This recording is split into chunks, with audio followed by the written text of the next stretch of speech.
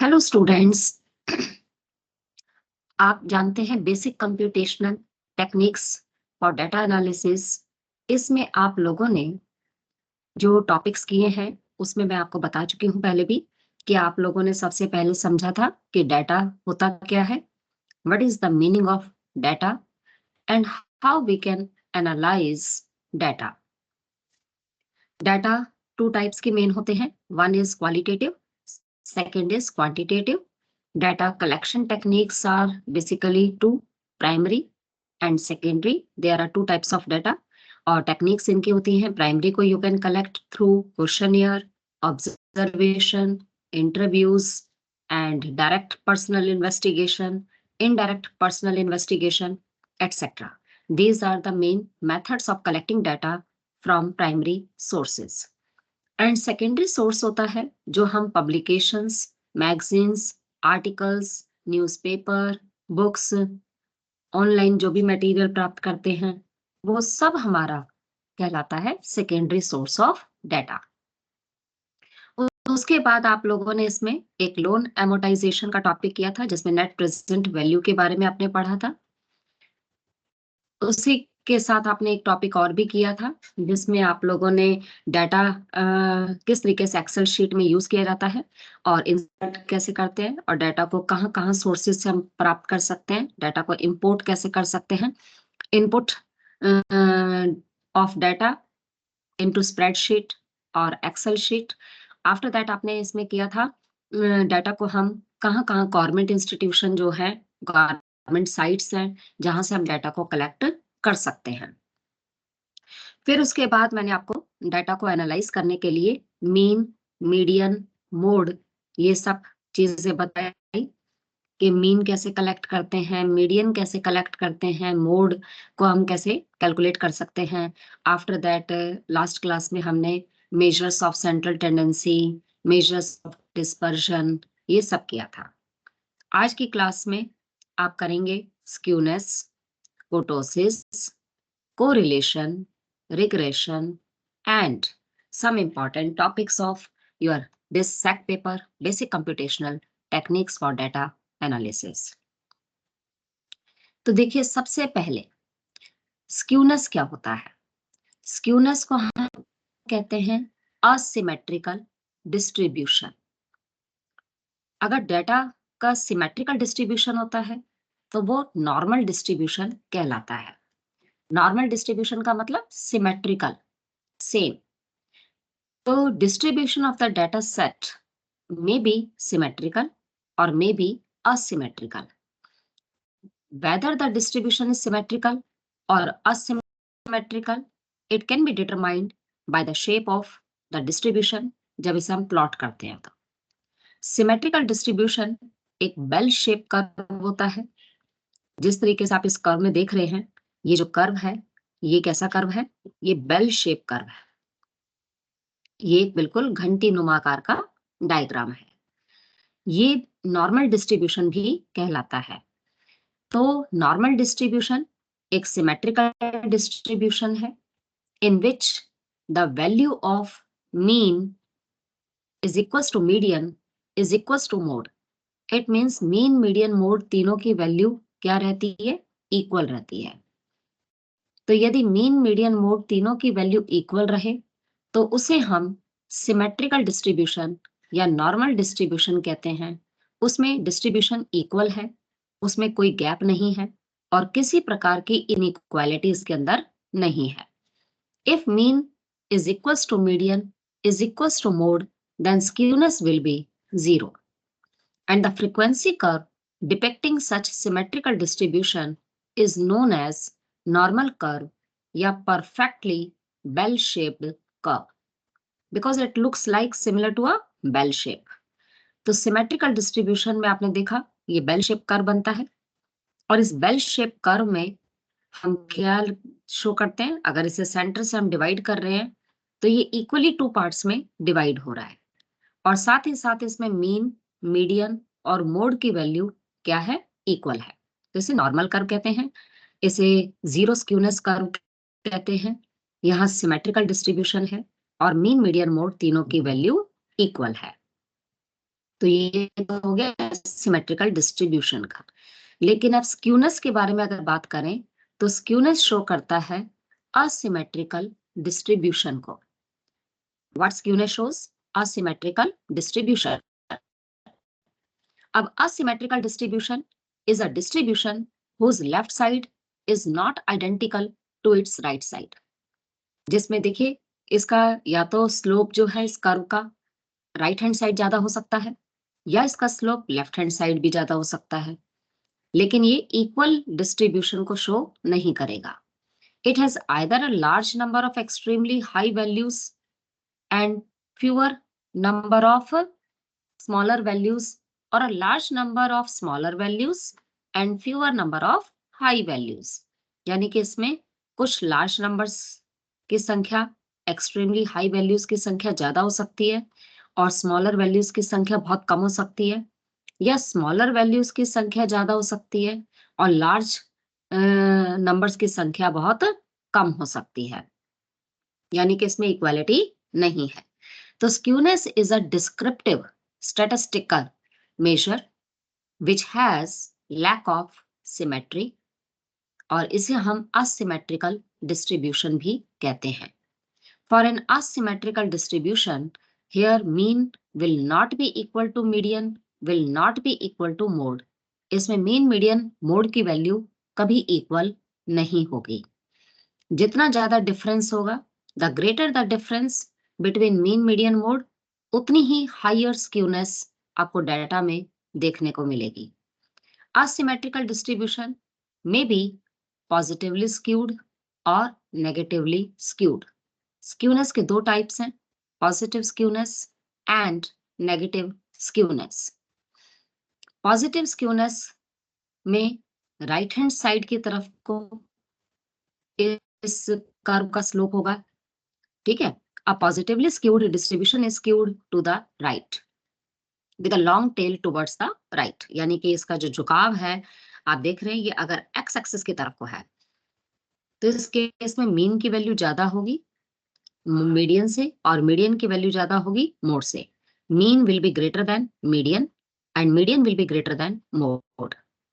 So this is called positive skewness, जब long tail towards the right side होती है, और इस कंडीशन में mean greater than median greater than mode होता है।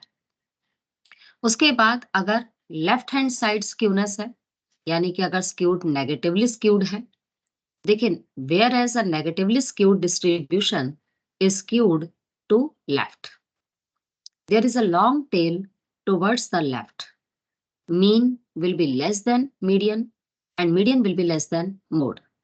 इस केस में आप देख रहे हैं ये जो कर्व है इसका स्लोप किसकी तरफ को ज्यादा है, लेफ्ट हैंड साइड। तो लेफ्ट हैंड साइड होने पर मीन की वैल्यू कम होगी मीडियन से, और मीडियन की वैल्यू कम होगी मोड से। तो लेफ्ट हैंड साइड की तरफ के लॉन्ग टेल को नेगेटिवली स्क्यूड कर्व कहते हैं, और राइट हैंड साइड की तरफ के लॉन्ग टेल को पॉजिटिवली स्क्यूड कर्व कहते हैं। तो इस तरीके से आपने देखा स्क्यूनेस कितने टाइप की होती है, टू टाइप्स की होती है। One is positive skewness, other is negative skewness. अब देखिए कोफिशिएंट ऑफ स्क्यूनेस कैसे कैलकुलेट करते हैं according to Karl Pearson. Karl Pearson was a great statistician जिन्होंने कोरिलेशन को कैलकुलेट करने का भी अपना एक फॉर्मूला दिया, और साथ ही साथ उन्होंने कोफिशिएंट ऑफ स्क्यूनेस को मेजर करने का भी क्या दिया, फॉर्मूला दिया। और कोफिशिएंट ऑफ स्क्यूनेस अगर कैलकुलेट करना है आपको according to Karl Pearson's formula, then you can use this formula mean minus mode upon standard deviation।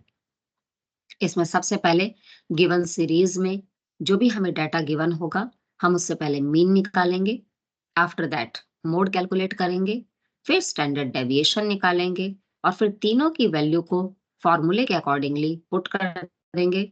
Mean की वैल्यू मीन की जगह, माइनस मोड की वैल्यू को मोड की जगह पे लिख देंगे, अपॉन में स्टैंडर्ड डेविएशन की वैल्यू से डिवाइड कर देंगे, और इस तरीके से हमारे पास आ जाएगा coefficient of skewness according to Karl Pearson's formula. Now how to interpret the measure of skewness. अब देखिए स्क्यूनेस जब हम कैलकुलेट करेंगे तो ऑब्वियसली उसका कुछ आंसर आएगा, अब जो उसका आंसर आएगा, अगर तो 0 आता है, तो समझ जाइए कि वो ज़ीरो स्क्यूनेस का मतलब है कि पूरे तरीके से सिमेट्रिकल डिस्ट्रीब्यूशन हो रहा है, नॉर्मल डिस्ट्रीब्यूशन है, मीन, मीडियन, मोड तीनों आपस में बराबर हैं, इसलिए आंसर 0 आया। यदि पॉजिटिव स्क्यूनेस है, ग्रेटर देन 0 आंसर आता है, तो ये पॉजिटिवली स्क्यूड डिस्ट्रीब्यूशन को शो करेगा। इस केस में mean greater than median greater than mode होगा। यदि आंसर इसका लेस देन 0 आता है, तो ये नेगेटिवली स्क्यूड डिस्ट्रीब्यूशन को शो करता है, जिसमें मीन की वैल्यू लेस देन होगी मीडियन से और मीडियन की वैल्यू लेस देन होगी मोड से। तो इस तरीके से जैसे आंसर बताया गया कि अगर 0.5 ग्रेटर देन है, यानी कि 0 से ग्रेटर है, तो ये पॉजिटिवली स्क्यूड है। अगर 1 से ग्रेटर है, तो ये मॉडरेट है, यानी कि अगर 1 और 0.5 के इन बिटवीन आता है तो मॉडरेट है, और अगर 1 से ग्रेटर आता है तो हाईली स्क्यूड कहलाता है। ठीक है, तो इस तरीके से स्क्यूनेस जो है हम कैलकुलेट कर सकते हैं मीन माइनस मोड अपॉन में स्टैंडर्ड डेविएशन कार्ल पियर्सन के फॉर्मूले से। Coefficient of skewness. अब मीन मीडियन मोड के रिलेशनशिप को आप जानते हैं, ये एक एम्पिरिकल रिलेशनशिप है, बहुत ही पहले से चलता आ रहा है कि अगर आपको 2 वैल्यूज गिवन हो तो आप तीसरी वैल्यू फाइंड आउट कर सकते हैं। जैसे आपको मीन गिवन है, मीडियन गिवन है, तो आप मोड कैलकुलेट कर सकते हैं। 3 मीडियन माइनस 2 मीन करके आप मोड की वैल्यू को कैलकुलेट कर सकते हैं। अब देखिए नीचे जो गिवन इलस्ट्रेशन है, इस इलस्ट्रेशन में कहा गया है कि आप कार्ल पियर्सन का कोफिशिएंट ऑफ स्क्यूनेस कैलकुलेट कीजिए। राइस प्रोडक्शन गिवन है मीट्रिक टन्स में, 30 farmers in India is summarised in the table that follows. Karl Pearson's coefficient of skewness find out करना है। सबसे पहले फार्मर्स गिवन है, 30 फार्मर्स के टोटल नंबर्स गिवन है, राइस का प्रोडक्शन गिवन है। अब सबसे पहले तो आप क्या निकालेंगे, मीन निकालेंगे। ये जो गिवन वैल्यूज हैं इनकी हेल्प से क्या निकलेगा, मीन। सारी रकमों को ऐड कर देंगे, डिवाइड कर देंगे 30 से, तो निकल आएगा मीन। मीडियन के लिए हमें सिस्टमेटिकली अरेंज करना पड़ता है गिवन डाटा सेट को, या तो असेंडिंग ऑर्डर में लगाते हैं या फिर डिसेंडिंग ऑर्डर में लगा सकते हैं आप, और पहले अरेंज जरूर करना होगा if individual series is given. अगर फ्रीक्वेंसी डिस्ट्रीब्यूशन दे रखा है, एक्स और एफ दे रखा है, या क्लास इंटरवल और फ्रीक्वेंसी दे रखी है, तो उसमें तो आपको डाटा को अरेंज करने की जरूरत नहीं है। लेकिन अगर सिंपल डाटा सेट गिवन है, इंडिविजुअल सीरीज गिवन है, तो उसमें आपको डाटा को पहले असेंडिंग या डिसेंडिंग ऑर्डर में लगाना होगा। तो मीडियन निकालने के लिए आप क्या करेंगे, n+1 अपॉन में 2th आइटम करके। अब इसमें n कितना था, 30, 30 + 1 करेंगे, डिवाइडेड बाय 2 करेंगे, तो 31 डिवाइडेड बाय 2 कितना हो जाएगा, 11.31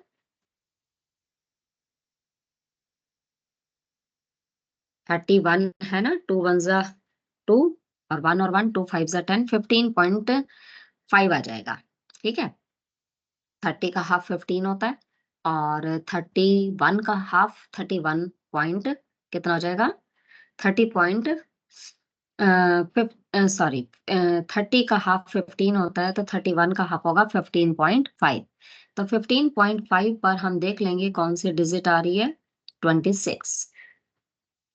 पर ये 26, हाँ 15 पर डिजिट आ रही है 26, लेकिन इसे आपको अरेंज करना पड़ेगा।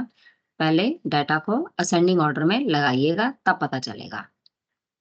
और मोड होता है जो सबसे ज्यादा बार रकम रिपीट होती है। अब जैसे इसमें सबसे ज्यादा बार कौन सी डिजिट रिपीट हुई है, इसमें आप देखिए 26 कितनी बार आया है, 26 पहले वाली रो में 26 2 टाइम्स है, नेक्स्ट वाली रो में 26 है, फिर 2 टाइम्स है, यानी कि 4 टाइम्स 26 आया है। तो जो ज्यादा बार फ्रीक्वेंसी आती है वही हमारा मोड कहलाता है। आफ्टर दैट हम क्या करेंगे, स्टैंडर्ड डेविएशन कैलकुलेट करेंगे। स्टैंडर्ड डेविएशन कैलकुलेट करने के लिए हमें पहले पता है, मीन निकालने के बाद मीन से डेविएशन लेते हैं, फिर मीन से डेविएशन जो लिया जाता है, यानी कि एक्स में से एक्स बार को माइनस किया जाता है, उसके बाद एक्स माइनस एक्स बार का होल स्क्वायर किया जाता है, और जब x माइनस एक्स बार के होल स्क्वायर को n से डिवाइड किया जाए और अंडर रूट में रखा जाए तो स्टैंडर्ड डेविएशन कैलकुलेट हो जाता है। तो आप जानते हैं कि टोटल नंबर्स तो 30 गिवन है और x माइनस एक्स बार का होल स्क्वायर जो वैल्यू आई है उसको ले लेंगे और उसे 30 से डिवाइड कर देंगे, जो आएगा उसका अंडर रूट निकाल लेंगे, हमारे पास स्टैंडर्ड डेविएशन आ गया 10.342। अब कार्ल पियर्सन का कोफिशिएंट ऑफ स्क्यूनेस का फॉर्मूला लगा दीजिए, जो है mean minus mode upon standard deviation. और मीन के लिए हम एक्स बार यूज करते हैं, मोड के लिए आप जेड शो कर सकते हैं इसे, और स्टैंडर्ड डेविएशन के लिए सिग्मा सिंबल का यूज किया जाता है। तो इस तरीके से जब फॉर्मूले में आपके पास मीन भी आ गया, मीडियन भी मोड भी आ गया 26, स्टैंडर्ड डेविएशन भी आ गया, तो यह कोफिशिएंट ऑफ स्क्यूनेस आ गया 0.106। अब इस आंसर में आप देखिए ये 0.1 है, तो ये 0.1 मतलब 0.5 is greater than coefficient of skewness greater than 0, 0 से तो बड़ा है ना, पर 0.1 है तो कंपैरेटिवली देखा जाए तो स्क्यूनेस कोई ज्यादा नहीं है, बहुत ही कम स्क्यूनेस है। तो ये एक तरीके से सिमेट्रिकल डिस्ट्रीब्यूशन, जो जीरो के जितना क्लोज जाएगा सिमेट्रिकल डिस्ट्रीब्यूशन को शो करेगा, और जीरो से जितना ज्यादा बढ़ता चला जाएगा, वैल्यू जितनी ज्यादा बढ़ती जाएगी उतना ही असिमेट्रिकल डिस्ट्रीब्यूशन को ये शो करेगा। अब यदि आपको इसे एक्सेल में शो करना है तो सबसे पहले तो आप जो डाटा फार्मर्स का और राइस प्रोडक्शन का गिवन है वो आप एक्सेल शीट में उसको एंटर करेंगे, फिर स्क्यू फंक्शन यूज करते हुए कैलकुलेट करेंगे स्क्यूनेस, फिर टाइप करेंगे इज इक्वल का साइन, ठीक है, जो सेल आपको जिसमें जो जो वैल्यूज आपको फाइंड आउट करनी है, लाइक E6 है, और enter the function name skew, then select करेंगे रेंज, नंबर्स क्या है B2 से लेकर, जैसे ये देखिए सबसे पहले एक्सेल शीट में इसने क्या करा, डाटा को एंटर कर दिया, या देख रहे हैं डाटा को यहाँ तक एंटर कर दिया, क्योंकि 30 था ना 31 तक में आएगा, क्योंकि एक नंबर पे तो फार्मर लिखा हुआ है और राइस प्रोडक्शन दे रखा है। तो ये स्टार्ट हो रहा है हमारा 2 से, और हमारा डाटा क्या है B2 से लेकर B31 तक का डाटा है। तो हम नंबर डालेंगे B2 से B31 और स्क्यू निकालना है, ठीक है। तो स्क्यूनेस निकालने के लिए ये करेंगे, फिर पहला स्टेप है कैलकुलेशन ऑफ स्क्यूनेस का, फिर आप उसके बाद इसमें क्या करेंगे, डाटा एनालाइज करने के लिए, ठीक है, आप इसमें स्क्यूनेस डाला ना तो स्क्यूनेस की वैल्यू आप आ जाएगी, जैसे fx मतलब फॉर्मूला है, इज इक्वल साइन डाला, स्क्यू लिखा, और किस किस डिजिट का निकालना है, B2 से लेके B31 तक के नंबर्स का चाहिए, तो स्क्यूनेस की वैल्यू आ गई 0.0156297। तो it's very easy to calculate in Excel sheet.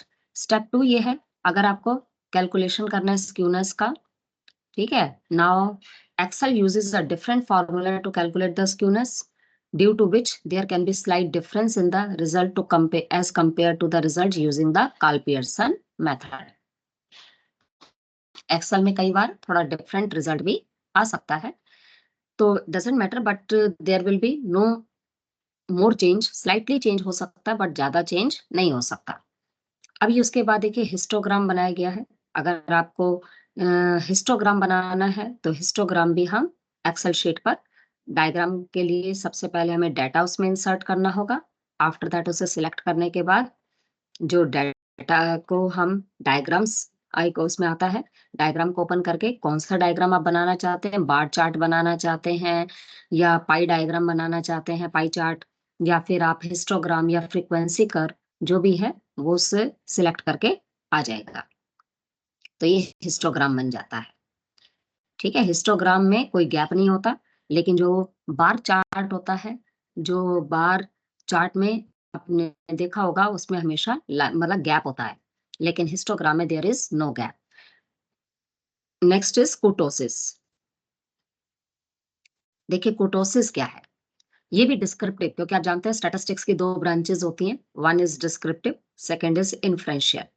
Descriptive statistics की ही ये अनदर मेजर है, वो है कुर्टोसिस, मोस्ट इंपॉर्टेंट है, पेपर में आता है ज्यादातर ये। कुर्टोसिस डिफाइन स्क्यूनेस, और कुर्टोसिस दोनों ही मोस्ट इंपॉर्टेंट है। कुर्टोसिस define the shape of a distribution tail in relation to or in comparison with the normal distribution. एक तरीके से ये देखा जाए तो ये नॉर्मल डिस्ट्रीब्यूशन जैसा हम कर्व बनाते हैं, तो इसमें भी नॉर्मल डिस्ट्रीब्यूशन जैसा एक कर्व बनाएंगे, लेकिन ये पीक्डनेस को शो करता है, ये टेल्डनेस को मेजर करता है। डिस्ट्रीब्यूशन जो गिवन होता है उसकी टेल्डनेस को मेजर करेगा कि उसका टेल यानी कि कितना हाईएस्ट पर है या कहाँ उसका स्लोप जा रहा है। इसको बीटा 2 से डिनोट करते हैं। कुर्टोसिस is denoted by beta, this symbol is beta, ठीक है, ये बीटा और नीचे क्या लिखा है 2, तो बीटा 2 इज ये जो कुर्टोसिस is denoted by beta 2। The value of kurtosis is always compared to that of a normal distribution.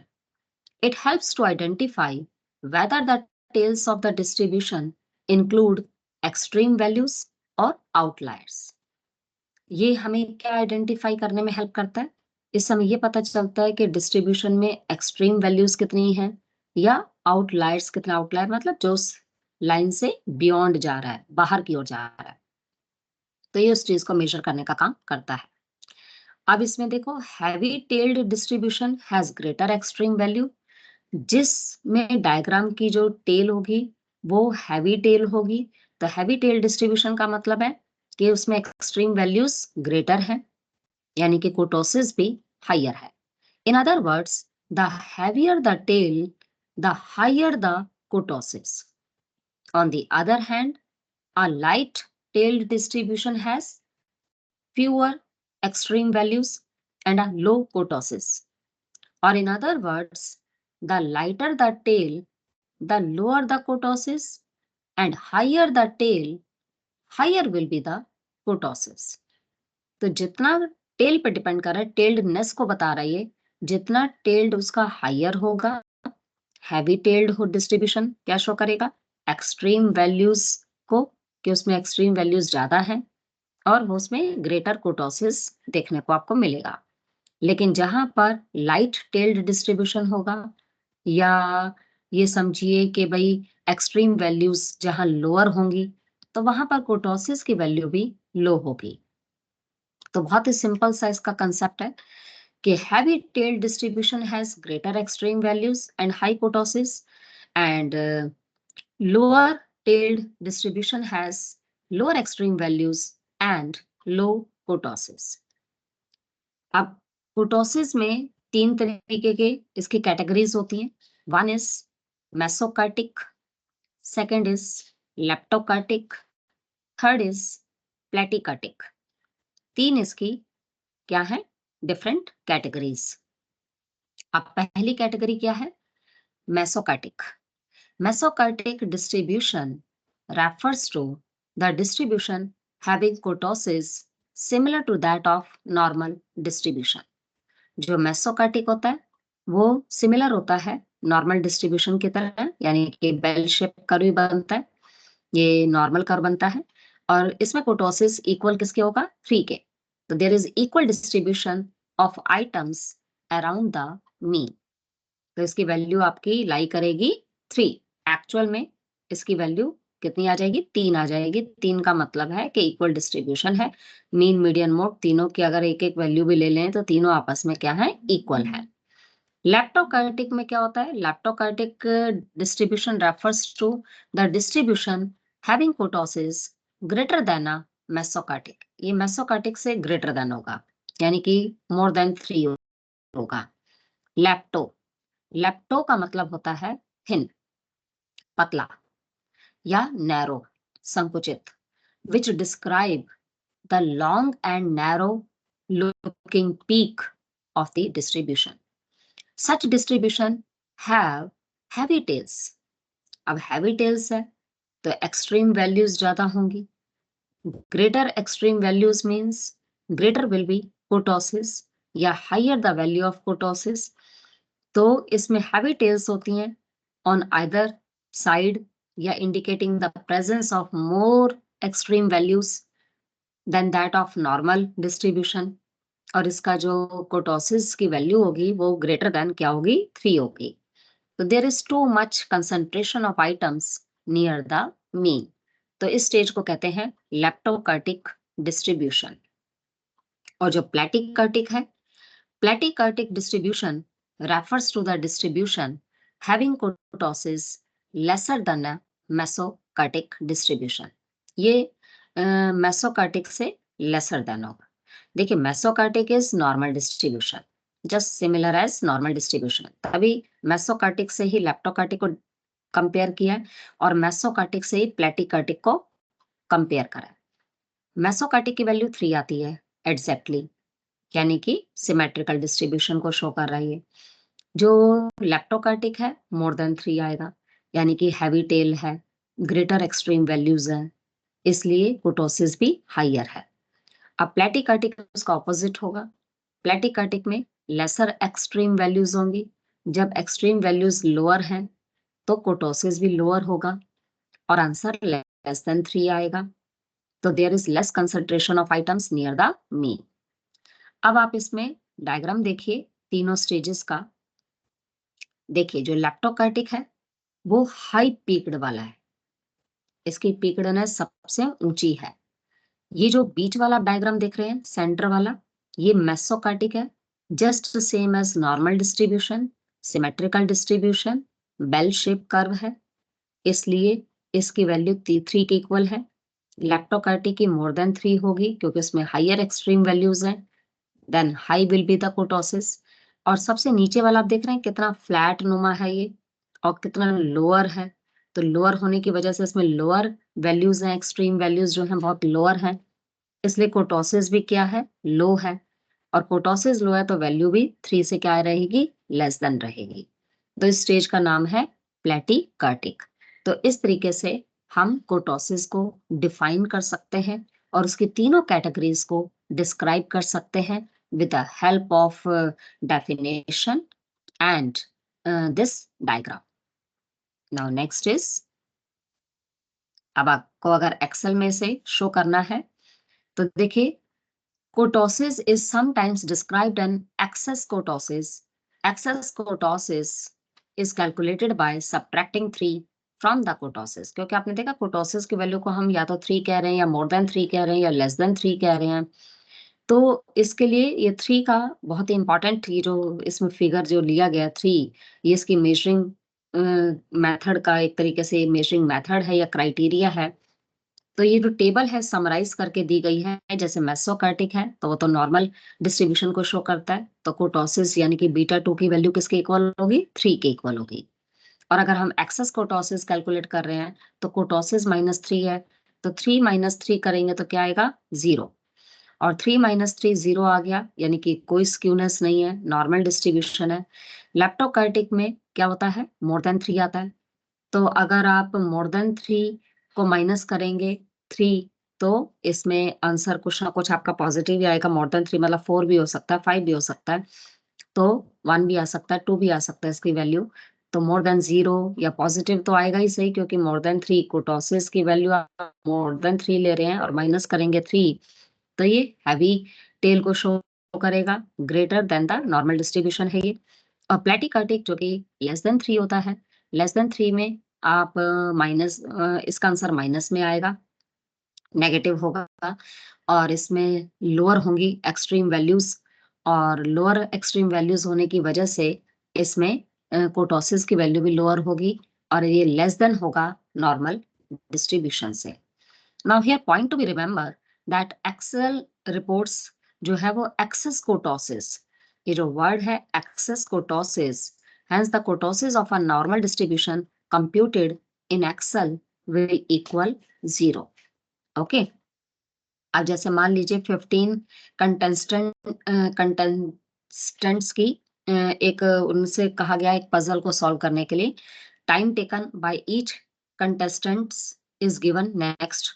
अब कैलकुलेट वो कह रहा है, इस पे कुर्टोसिस कैलकुलेट कीजिए और कमेंट कीजिए। अब ये आपको कितने पार्टिसिपेंट्स दे रखे हैं, कंटेस्टेंट्स दे रखे हैं, टोटल नंबर 15, ठीक है। और टाइम टेकन उन्होंने कितना कितना टाइम लिया पजल को सॉल्व करने में, ये टाइम टेकन दे रखा है। अब इसे कुर्टोसिस कैलकुलेट करना है यूजिंग एक्सेल, तो हमें कौन से स्टेप्स फॉलो करने पड़ेंगे। नंबर 1 इज, पहले तो आप एक्सेल शीट में डाटा डालेंगे, एंटर करेंगे, फिर यूज करेंगे KURT फंक्शन को यूज करेंगे, कुर्टोसिस को कैलकुलेट करना है तो इसका शॉर्ट फॉर्म होता है KURT। फिर फंक्शन fx में इक्वल का साइन डालेंगे, इक्वल का साइन डालने के बाद जहां रिजल्ट आपको डिजायर है वो आप लिख देंगे कि रिजल्ट आपको कहाँ आंसर लिखना है, मतलब रिजल्ट डिजायर्ड का मतलब होता है आंसर आपको लिखना किस कौन से कॉलम में है। ठीक है, जैसे ए कॉलम है, बी कॉलम है, सी में आंसर लिखना है, डी में लिखना है, ई में लिखना है। तो मान लीजिए आंसर थोड़ा दूरी पर हट के लिख रहे हैं E5 में, और फिर एंटर करेंगे फंक्शन नेम KURT और सिलेक्ट कर देंगे जो रेंज है, जो हमारी डाटा हमने जो इंसर्ट किया है। आप देखो डाटा इसमें एक्सेल शीट में जो इंसर्ट किया है वो कहाँ पर है, ये B2 से स्टार्ट होगा आई थिंक, क्योंकि B1 में तो आपको पता है सबसे पहले तो वो आता है जो हम मेन चीज ले रहे हैं, जैसे कंटेस्टेंट्स ले रहे हैं और टाइम टेकन आ रहा है, तो ये तो पहले कॉलम में आ जाता है। तो ये B2 का मतलब है कि अब आपको B2 से जो नंबर्स आपने ले रखे हैं तो B16 तक लिए होंगे, B16 तक, ठीक है। B2 सेमीकोलन B16 कोटोसिस के लिए KURT लिखा इज इक्वल कर दिया। और देखो रिजल्ट वो किस में लिख रहा है, ई वाले में, और ई के भी कौन से कॉलम में लिख रहा है, पांचवें कॉलम में, ठीक है, पांचवें वाले में। तो E5 इसलिए लिखा। ये जहां भी आप रिजल्ट देना चाहते हैं, एफ में लिखना चाहते हो तो एफ के कौन से उसमें नंबर में डालना चाहते हो, F4 में या F6 में या F8 में, जहां भी करना चाहते हैं वो डिजायर्ड रिजल्ट के लिए वो टाइप कर दिया जाता है। तो इस तरीके से fx इज इक्वल है KURT ब्रैकेट में B2 सेमीकोलन B16 और रिजल्ट आ जाएगा आपका यहाँ पर शो हो जाएगा कोटोसिस का। ठीक है, आप देखो कोटोसिस का आंसर इसमें आ जाएगा, कितना आ गया, -1.1072। So this is the calculation of kurtosis with the help of Excel sheet and Excel में हम कैसे इसको कर सकते हैं एनालाइज, वो तरीका बताया गया है। अब data analysis using Excel, another method to compute descriptive statistics using Excel is to use the data analysis option। आपको सबसे पहले data analysis option को क्लिक करना है। It is one of the most important and widely used tool to perform various financial, statistical, engineering and mathematical functions to analyze data। अब जैसे rating दे रखा है, एक मूवी की रेटिंग का दे रखा है कि 50 पीपल हैं between 1 to 5, 1 being the lowest and 5 being the highest are given next। अब डिस्क्रिप्टिव स्टैटिस्टिक्स कैलकुलेट करना है, the descriptive statistics for the data. अब ये सारा डाटा आपको गिवन है 50 का, ठीक है। अब डिस्क्रिप्टिव स्टैटिस्टिक्स यूजिंग एक्सेल से अगर कैलकुलेट करना है तो सबसे पहले तो सारा डाटा आपको एंटर करना पड़ेगा एक्सेल शीट में। फिर आप डाटा टैब पे जाएंगे, क्लिक करेंगे उसमें ऑप्शन डाटा एनालिसिस का, राइट साइड में होगा। If you can't find the data analysis button, follow the steps discussed in chapter 4 में जो इसमें दे रखा है कि टूल पिक में जाकर फिर वहां से आप कर सकते हैं, उसे लोड कर सकते हैं। डायलॉग बॉक्स विल अपीयर, फिर उसमें डिस्क्रिप्टिव स्टैटिस्टिक्स को देखकर आप उस लिस्ट में से देखेंगे जहां लिखा होगा डिस्क्रिप्टिव स्टैटिस्टिक्स, पे क्लिक कर देंगे ओके। फिर descriptive statistics dialogues box appear हो जाएगा, सामने नजर आ जाएगा। फिर उसमें फिल कर देंगे following detail, like input range आपको किससे कितने में चाहिए, B2 से लेकर B51 में, रेंज ऑफ नंबर्स जितना भी आपको कैलकुलेट करना है, ठीक है। जैसे ये रहा, देखिए इसमें व्यूअर आ गया, रेटिंग आ गई, उसके बाद डाटा एनालिसिस का टूल गए, उसमें हमने देखा डिस्क्रिप्टिव स्टैटिस्टिक्स को ओपन किया, और डिस्क्रिप्टिव स्टैटिस्टिक्स को ओपन करने के बाद फिर वो नंबरिंग मांगेगा कि आपको किसके कितने से इनपुट रेंज क्या है, तो इनपुट रेंज आप B2 से लेकर B51 तक की लिख देंगे, बीच में सेमी कॉलन डालकर और ग्रुप्ड बाय कॉलम में ओके कर देंगे। और आउटपुट रेंज आपको आउटपुट यानी कि कहाँ चाहिए, रिजल्ट आपको कहाँ शो करना है, तो जैसे वो D2 में अगर कह रहा है तो D2 में इसका आ जाएगा। तो इस तरीके से डिस्क्रिप्टिव स्टैटिस्टिक्स की इसमें समरी आ जाएगी, ठीक है। रिजल्ट इस तरीके से आप यूज कर सकते हैं। तो ये डिस्क्रिप्टिव में सब निकल आता है ना, mean, median, mode, standard deviation, variance, कुर्टोसिस, skewness, range, minimum, maximum, count, ये सारा का सारा आपका डिस्क्रिप्टिव में आ जाएगा, क्योंकि डिस्क्रिप्टिव स्टैटिस्टिक्स में हम डाटा को ऑर्गेनाइज करते हैं और समराइज करते हैं। और ऑर्गेनाइज में तो टैबुलर प्रेजेंटेशन आ जाता है, आपका डायग्राम्स आ जाते हैं, क्लासिफिकेशन आ जाता है, और प्रेजेंटेशन आ जाता है। और समराइजेशन में measures of centre tendency, measures of dispersion, correlation, regression, ये सब चीजें आ जाती हैं। तो इस तरीके से डाटा को एनालाइज किया जा सकता है with the help of descriptive statistics जो है टूल से। अच्छा, अब उसके बाद इसमें जैसे प्रैक्टिस के लिए क्वेश्चन दे रखा है कि टेबल जो है ये फॉलो कर रही है समरी, टेम्परेचर दे रखा है इन सेल्सियस में मंथ का, कैलकुलेट करनी है रेंज। रेंज तो आप जानते हैं हाईएस्ट माइनस लोएस्ट होता है। अब इसमें आप देख सकते हैं टेम्परेचर हाईएस्ट कितना है और लोएस्ट कितना है। तो हाईएस्ट टेम्परेचर दे रखा है आपका, डे डे को नहीं लेना, इसमें टेम्परेचर को देखिए। हाईएस्ट टेम्परेचर आपका I think 33 is the highest and 24 is the lowest। एक बार चेक कर लेते हैं इनके आंसर में क्या है। पहले रेंज कैलकुलेट करने को, इसलिए तो खैर प्रैक्टिस क्वेश्चन है तो आप रेंज निकाल सकते हैं। वो तो हाईएस्ट वैल्यू को आप देख लीजिए, लोएस्ट को देख लीजिए, रेंज निकाल दीजिएगा।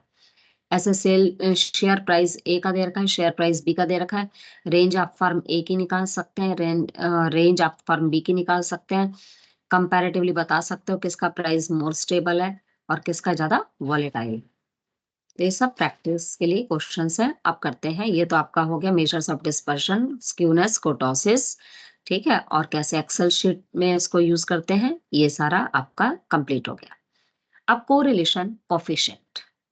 कोरिलेशन कोफिशिएंट किस तरीके से कैलकुलेट किया जाता है ये आपको बता देती हूँ। कोवेरियंस कैसे निकालना है, कोरिलेशन कैसे निकालना है, और फिर आपको प्रीवियस ईयर का क्वेश्चन पेपर के इंपॉर्टेंट क्वेश्चन में बताऊंगी, ठीक है। फिर हम प्रीवियस ईयर का क्वेश्चन पेपर एक बारी डिस्कस कर लेंगे। देखिए, सबसे पहले तो कोरिलेशन होता क्या है। कोरिलेशन दो वेरिएबल्स के बीच में रिलेशनशिप को मेजर करता है। You know that if we have given two variables, then what is the relationship between these two variables? If we want to find out the relationship between two variables, then we can use this correlation technique. तो correlation जो है वो बहुत ही important चीज है।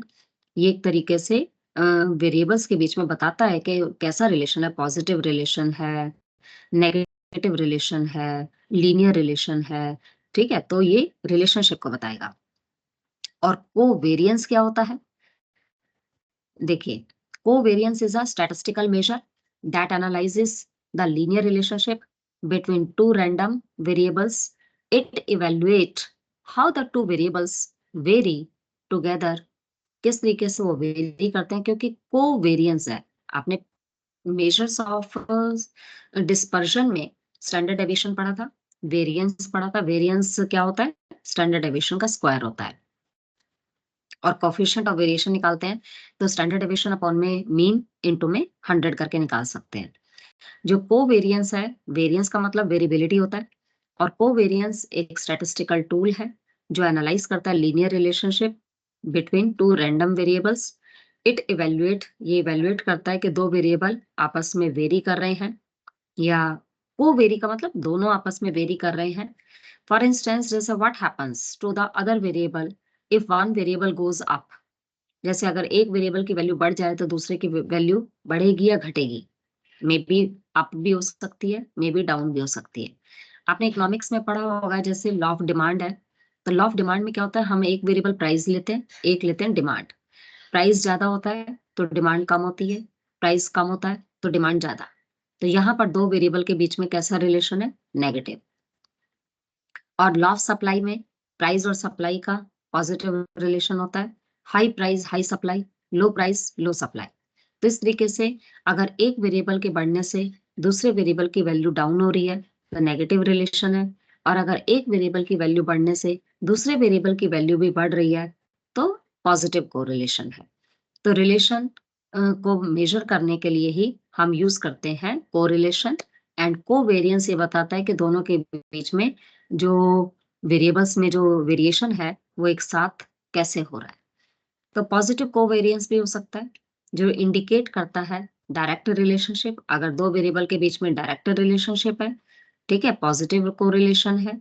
एक अगर जिस डायरेक्शन में मूव कर रहा है दूसरा भी सेम डायरेक्शन में मूव कर रहा है, अगर एक अपवर्ड जा रहा है, ठीक है, तो दूसरा भी अपवर्ड जाएगा, एक डाउनवर्ड जा रहा है तो दूसरा भी डाउनवर्ड जाएगा, तो सेम डायरेक्शन में अगर मूवमेंट हो रही है तो उसे कहते हैं पॉजिटिव कोवेरिएंस। और अगर ऑपोजिट डायरेक्शन में मूवमेंट हो रही है, एक इंक्रीज हो रहा है तो दूसरा डिक्रीज हो रहा है, तो ऑपोजिट डायरेक्शन में जो मूवमेंट होती है ये इनवर्स रिलेशनशिप जो पाया जाता है टू वेरिएबल्स के बीच में, उसे कहते हैं negative covariance.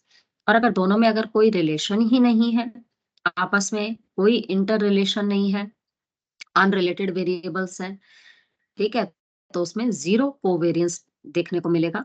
A zero covariance doesn't necessarily imply that the variable are independent. ऐसा नहीं कि वेरिएबल इंडिपेंडेंट होंगे। जीरो कोवेरिएंस का मतलब होता है कि उनमें कोई लीनियर कोरिलेशन नहीं बन पा रहा है, ठीक है, ना तो वो डाउनवर्ड पूरे तरीके से बन पा रहा है ना अपवर्ड बन पा रहा है। You can't draw any type of linear relationship between given two variables, then it will be called zero covariance. ना हाउ टू कैलकुलेट कोवेरिएंस। अब देखिए कोवेरिएंस को कैलकुलेट करने के लिए ये फॉर्मूला है, covariance x y is equal है summation of x minus x bar. X minus x bar मतलब एक्स वेरिएबल है, एक वाई वेरिएबल है। पहले आप एक्स वेरिएबल का मीन निकालेंगे, मीन निकालने के बाद डेविएशन लेंगे।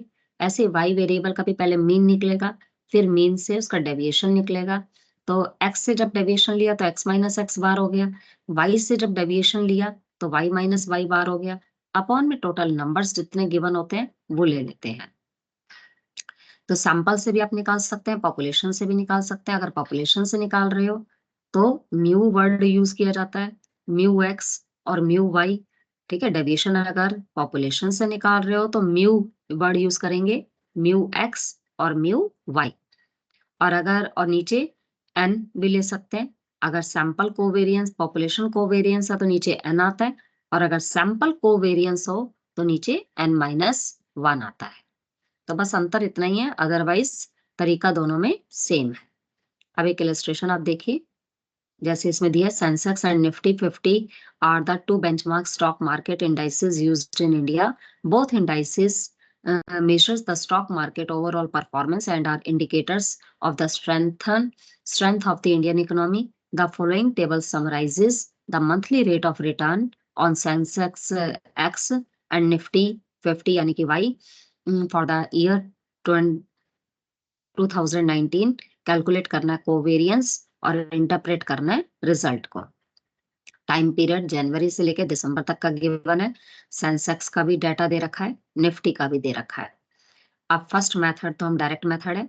अब देखो सेंसेक्स आपको गिवन है, निफ्टी आपको गिवन है, ठीक है। सबसे पहले तो आप इनका क्या करेंगे, सेंसेक्स का टोटल लेना है, माइनस वाली जो डिजिट्स हैं और प्लस वाली डिजिट का डिफरेंस ले लेना। माइनस वाली को अलग से टोटल कर लेना, प्लस वाली को अलग से टोटल कर लेना, फिर दोनों का जो डिफरेंस आएगा वो लास्ट में टोटल में लिखा जाएगा। ऐसे निफ्टी का भी सेम, माइनस और प्लस में करने के बाद कैलकुलेशन करने के बाद टोटल निकाल लिया जाएगा, 13.33 आ गया। अब एक्स माइनस एक्स बार करना है। अब जो आप एक्स माइनस एक्स बार करेंगे, एक्स माइनस एक्स बार करेंगे,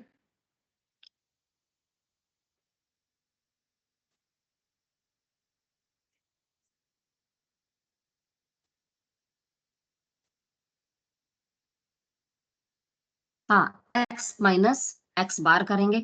तो एक्स माइनस एक्स बार का मतलब है कि जो हमारा एक्स बार निकलेगा ना, देखिए एक्स बार कितना है, टोटल को आप नंबर से डिवाइड कर दीजिए। टोटल हमारा था 14.03, इसको अगर आप डिवाइड करते हैं 12 से तो 1.169 आ जाएगा। अब 0.52 में से 1.169 माइनस करेंगे तो माइनस 0.65, फिर माइनस 1.07 में से माइनस करेंगे आप 1.169 तो आपका माइनस 2.24 हो जाएगा। डेविएशन इस तरीके से निकालते रहेंगे। ऐसे same as y minus y bar का भी पहले वाई बार निकाल लेंगे।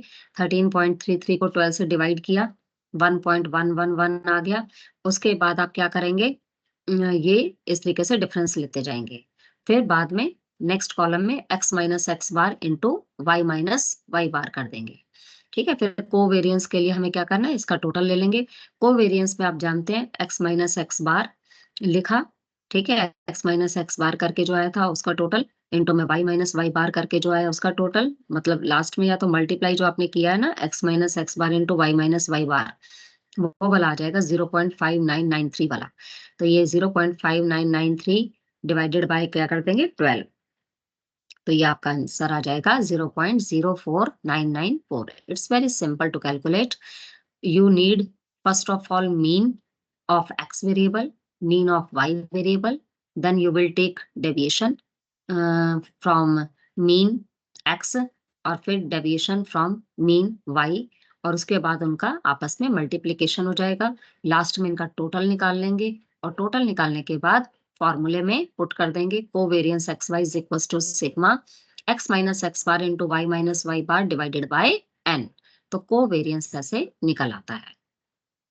अब अगर आपको एक्सेल पे यूज करना है तो कोवेरियंस आप यूज करेंगे CO, कैपिटल में टाइप करेंगे COVARIANCE डॉट P का मतलब ये पॉपुलेशन से अगर कैलकुलेट कर रहे हो तो P, और सैंपल से कैलकुलेट कर रहे हो तो S आएगा। इस फंक्शन को आप करेंगे, ठीक है, यूज करते हुए कैलकुलेट करेंगे covariance from a population. If using the entire population is not possible then you can find out the covariance through sample. तो उसके लिए आप covariance dot s dot type कर देंगे और फिर उसके बाद स्टेप 1 है, पहले एंटर करो सारा डाटा सेंसेक्स का भी और निफ्टी का भी एक्सेल शीट में। फिर कोवेरियंस डॉट पी फंक्शन का यूज करेंगे और उसके बाद टाइप कर देंगे इज इक्वल्स का रिजल्ट आपको जहां चाहिए C15 में लिखना है तो वहां कर देंगे, एंटर कर देंगे कोवेरियंस डॉट पी, और उसमें कॉलम कहाँ से लिया, जैसे B2 से एंट्री स्टार्ट करी B13 तक की, क्योंकि 12 तो वैसे ही है तो 1 में तो आपको पता है नाम लिखे जाते हैं पहले, ठीक है, जैसे सेंसेक्स लिखा जाएगा और निफ्टी लिखा जाएगा। तो 2 कॉलम से डाटा को आप एंटर करेंगे तो B2 से B13 तक में आ जाएगा, और फिर उसके बाद ऐसे C2 से C13 में वाई वेरिएबल का, और उसके बाद फिर कोवेरियंस निकल आएगा, फिर एंटर कर देंगे और फिर रिजल्ट आ जाएगा। अब रिजल्ट इंटरप्रेट क्या कर सकते हैं कि जो पॉजिटिव ये कोवेरियंस आ रहा है 0.04994, ये बता रहा है लीनियर रिलेशनशिप को बिटवीन द वेरिएबल दोनों के रिटर्न में, सेंसेक्स और निफ्टी के। As the returns of Sensex rise तो रिटर्न्स ऑफ निफ्टी भी राइज, यानी कि डायरेक्ट रिलेशनशिप आ रहा है। एक अगर इंक्रीज हो रहा है तो दूसरा भी इंक्रीज हो रहा है, एक अगर डिक्रीज हो रहा है तो दूसरा भी डिक्रीज हो रहा है, तो इसका मतलब सेम डायरेक्शन में मूव कर रहे हैं, ठीक है। तो ये पॉजिटिव कोवेरियंस को डिनोट कर रहा है। तो इस तरीके से हम स्ट्रेंथ ऑफ द रिलेशनशिप को मेजर कर सकते हैं with the help of covariance and correlation. Now next is correlation. Correlation is also a very good statistical technique which measure the direction and strength of the linear relationship between variables. The study of correlation is important as it quantifies the degree of association between the variables and show how strongly the variables are related. If two variables are correlated, it means that if one variable increases or decreases, then the other variable will also change in the same direction, or it may be in opposite direction. Besides assessing the strength of the relationship, तो positive correlation भी हो सकता है, negative correlation भी हो सकता है, और correlation doesn't necessarily mean causation. Correlation और कॉजेशन में अंतर होता है। तो जो कॉजेशन को बताए वो रिग्रेशन होता है, जो कॉज और इफेक्ट के रिलेशनशिप को बताए दैट इज रिग्रेशन एनालिसिस, जो सिंपली टू वेरिएबल्स के बीच के रिलेशनशिप को बताए दैट इज कोरिलेशन। तो कोरिलेशन हमेशा क्या बताता है, दो वेरिएबल के बीच में पाए जाने वाले रिलेशनशिप को, और रिग्रेशन एनालिसिस दो वेरिएबल के कॉज और इफेक्ट के रिलेशनशिप को मेजर करता है। तो correlation in no way confirms that variable x causes variable y to vary or vice versa. For example, we may observe that when ice cream sales increases during summers, the groundwater level reduces. Does that mean the consumption of ice cream causes depletion in the groundwater level or vice versa? In reality, this doesn't make any sense. It is the third factor, that is summer season, which influence the movement in both variable, as it may be possible that due to the increase in temperature during summer, people tend to eat more ice cream and the groundwater begins to evapor due to hot temperature, leading to depletion of water level. Therefore, correlation does not imply any causal relationship or cause and effect relationship between two variables. तो जो cause और effect के relationship को बताए, that is regression. But correlation simply show the relationship between two variables. It may be positive, may be negative. If both the variables move in a same direction, तो positive correlation होगा. If both the variables move in a opposite direction, then it will be a negative correlation.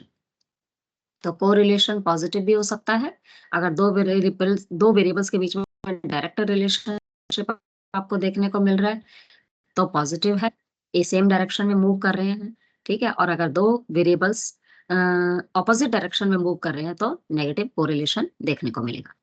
Positive correlation के case में upward sloping curve बनता है, ठीक है। Upward sloping अगर बिल्कुल एक स्ट्रेट लाइन बन रही है अपवर्ड की ओर, स्कैटर्ड पॉइंट नहीं है, तो परफेक्ट कोरिलेशन कहलाएगा।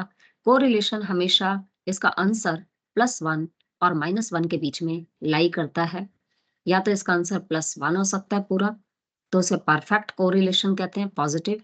अगर इसका आंसर -1 आता है तो that is perfect negative correlation. अगर इसका आंसर 0.8, 0.9 और नियर अबाउट 1 के नियर बाय रहता है तो वो पॉजिटिव कोरिलेशन है, बट नॉट परफेक्ट। परफेक्ट तो +1 का होगा, परफेक्ट पॉजिटिव +1, परफेक्ट नेगेटिव -1। और एक लाइन सीधी बनेगी अपवर्ड स्लोपिंग, कोई स्कैटर्ड पॉइंट नहीं होगा। लेकिन अगर स्कैटर्ड पॉइंट आसपास है तो वो सिर्फ पॉजिटिव कोरिलेशन है, अपवर्ड स्लोपिंग कर्व है तो। और अगर डाउनवर्ड स्लोपिंग है तो नेगेटिव कोरिलेशन होगा।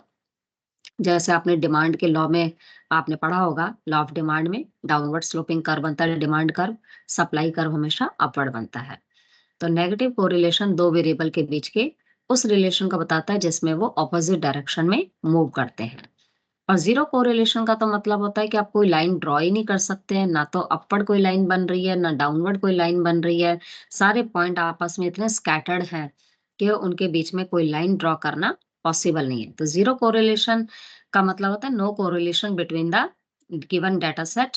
Zero correlation does not necessarily imply कि वेरिएबल दोनों इंडिपेंडेंट है। जरूरी नहीं कि दोनों वेरिएबल इंडिपेंडेंट है इसलिए उनमें कोई रिलेशन नहीं बन पा रहा। जीरो कोरिलेशन ये बताता है कि उसमें कोई लीनियर कोरिलेशन नहीं आ रहा, मतलब कोई लीनियर रिलेशनशिप आप उसमें नहीं शो कर पा रहे हैं। तो they do not exhibit any pattern. तो ये वाइडली जब स्कैटर्ड पॉइंट्स होते हैं, कोई अपवर्ड राइजिंग कर्व नहीं ड्रॉ कर सकते, कोई डाउनवर्ड स्लोपिंग लाइन नहीं ड्रॉ कर सकते, तो ऐसे को हम कहते हैं जीरो कोरिलेशन। और कोफिशिएंट ऑफ कोरिलेशन डिटरमाइन करता है उसकी डिग्री को बिटवीन डाटा सेट में, और इसकी वैल्यू +1 और -1 के बीच में लाई करती है। अगर +1 है तो स्ट्रॉन्ग कोरिलेशन है, -1 है तो वीक कोरिलेशन है, ठीक है। परफेक्टली नेगेटिव है यानी कि नेगेटिव कोरिलेशन है, not weak, perfect negative correlation है। और अगर 0 के नियर बाय जाता है तो वीक कोरिलेशन शो करेगा, 0.5 आएगा तो मॉडरेट कोरिलेशन आएगा, अगर 0.9 या 0.89 आता है तो हाई कोरिलेशन आता है।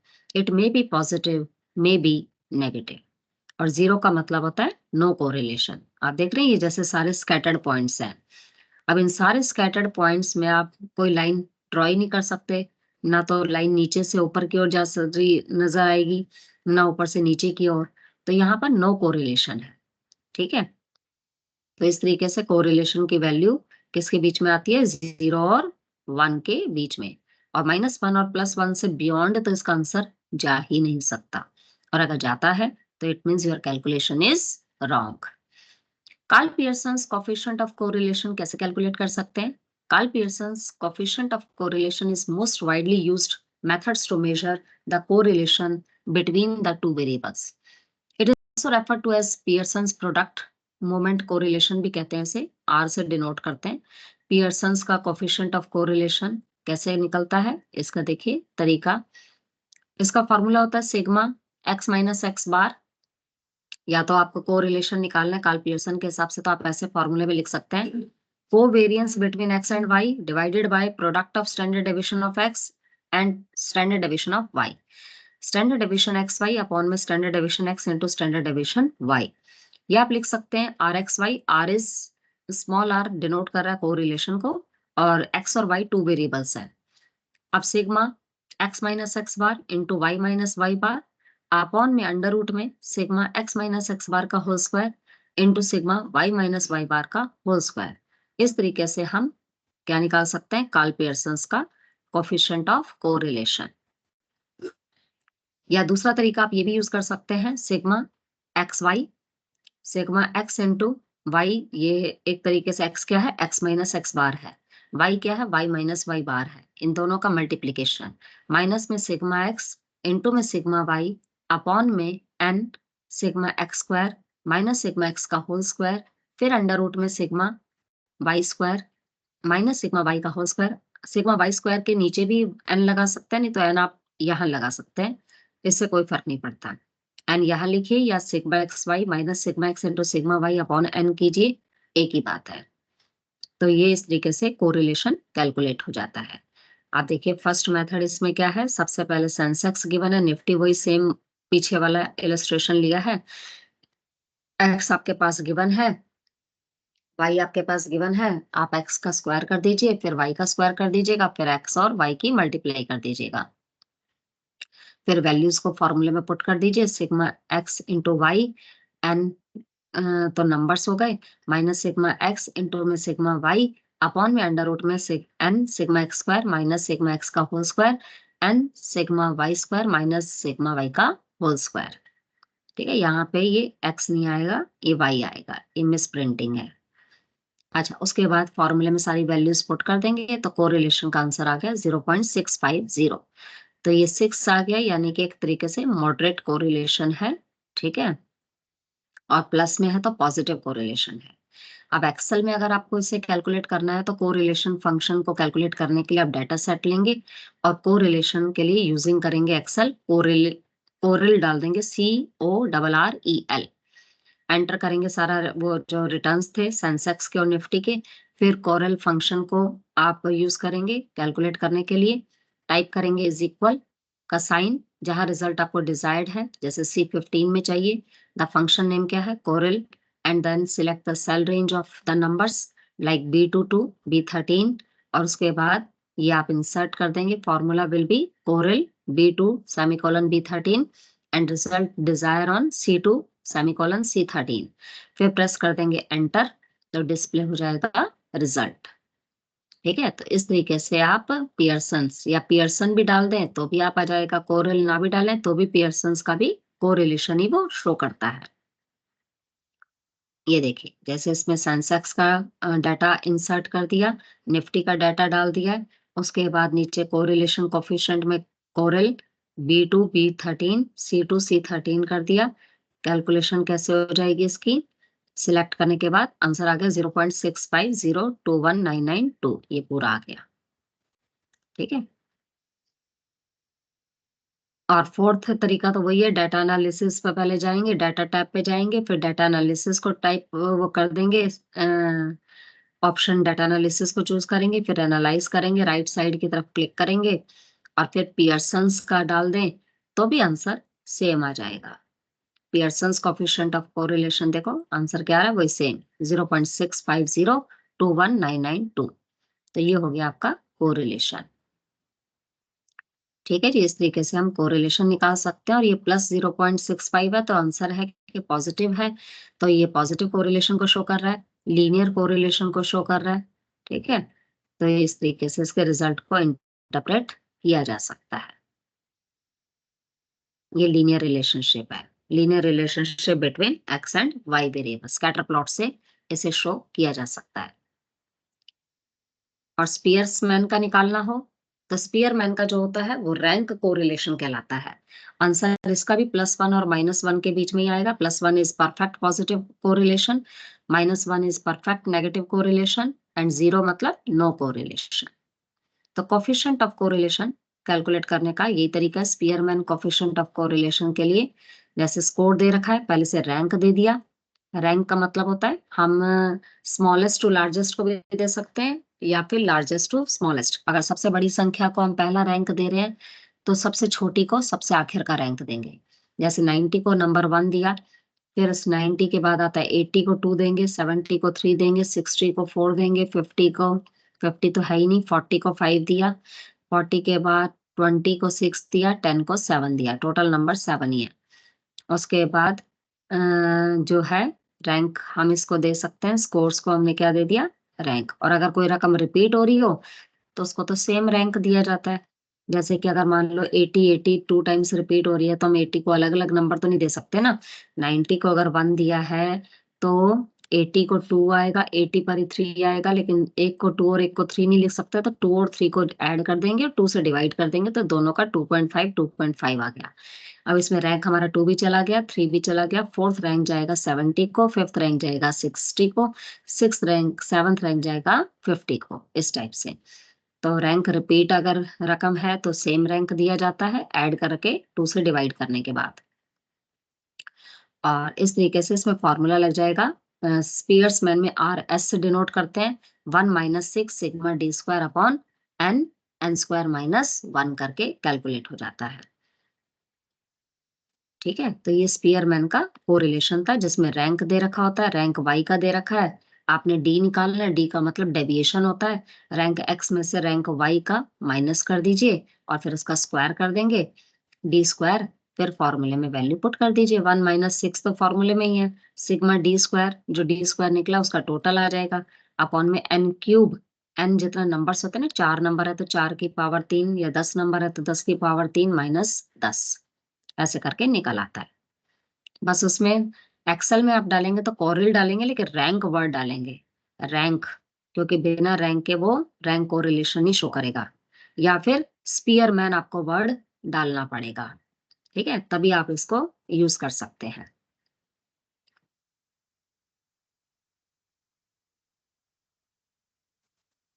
एक मिनट स्टूडेंट्स प्लीज।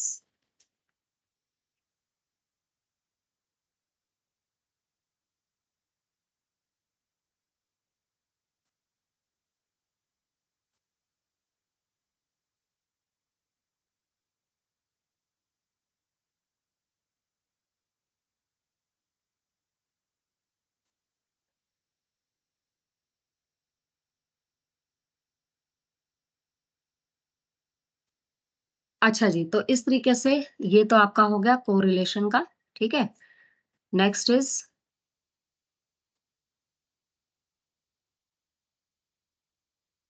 तो ये आपका रिलेशनशिप हो गया, ये प्रैक्टिस के क्वेश्चंस है। अब मैं आपको इम्पॉर्टेंट क्वेश्चंस बता देती हूँ, क्योंकि सिलेबस में तो आपका देखिए ये सारी चीजें तो हैं ही सही, कोरिलेशन और Spearman, Karl Pearson, skewness, kurtosis, measures of central tendency. अब हम इसके इम्पॉर्टेंट क्वेश्चन का बताते हैं कि जो आपका लास्ट टाइम पेपर में जो आए भी थे, बेसिक कंप्यूटेशनल टेक्निक्स के।